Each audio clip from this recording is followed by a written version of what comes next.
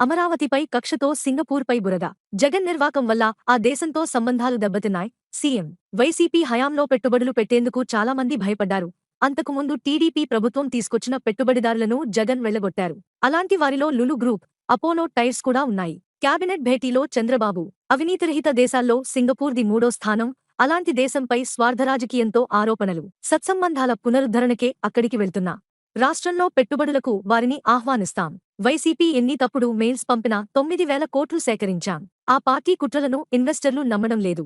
మంత్రివర్గ సహచరులతో చంద్రబాబు రాజధాని అమరావతిపై కక్షతో జగన్ సింగపూర్ పైన బురద చల్లారని సీఎం చంద్రబాబు మండిపడ్డారు. ఇప్పుడు సింగపూర్తో సంబంధాలు పునరుద్ధరించుకోవాల్సిన అవసరం ఏర్పడిందని తెలిపారు. గురువారం జరిగిన క్యాబినెట్ సమావేశంలో చంద్రబాబు ఈ అంశాన్ని ప్రస్తావించారు. రాష్ట్రం విడిపోయినప్పుడు విభజిత రాష్ట్రానికి అన్ని వనరులతో రాజధాని నిర్మించాలని తాపత్రయపడ్డాం. సింగపూర్ వంటి దేశాల సలహాలు, సూచనలు కోరాం. మనం చూపిన చొరవతో సింగపూర్ ప్రభుత్వం రాజధాని ప్రాంతంలో సీడ్ కేపిటల్ను అద్భుతంగా తీర్చిదిద్దేందుకు ముందుకొచ్చింది. తర్వాత వచ్చిన జగన్ ప్రభుత్వం అవినీతి ముద్రవేసి దానిని వెళ్లగొట్టింది. ఈ పరిణామంతో అంతర్జాతీయంగా తమ ప్రతిష్టకు భంగం కలిగిందని సింగపూర్ ప్రభుత్వం ఆవేదన చెందింది. ఇలాంటి పరిణామాలు రాష్ట్ర ఇమేజ్ను దెబ్బతీస్తాయి.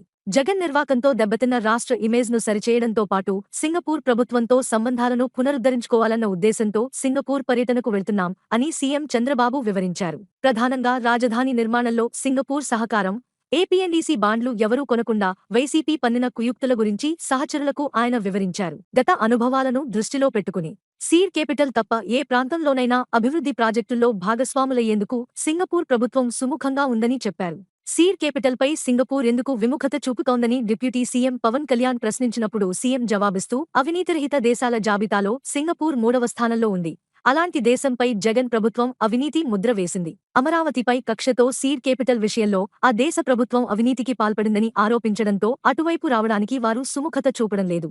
రాష్ట్రంలో పెట్టుబడులు పెట్టేందుకు మాత్రం సుముఖంగా ఉన్నారు. నా పర్యటనలో పెట్టుబడులు పెట్టేందుకు వారిని ఆహ్వానిస్తా అని తెలిపారు. క్వాంటం వ్యాలీ మాదిరి గ్రీన్ హైడ్రోజన్ వ్యాలీలో కూడా రాష్ట్రం అందరికంటే ముందుండాలని, ఇలాంటి విషయాలపై మంత్రులు తాజా సమాచారంతో అప్డేట్గా ఉండాలని సూచించారు.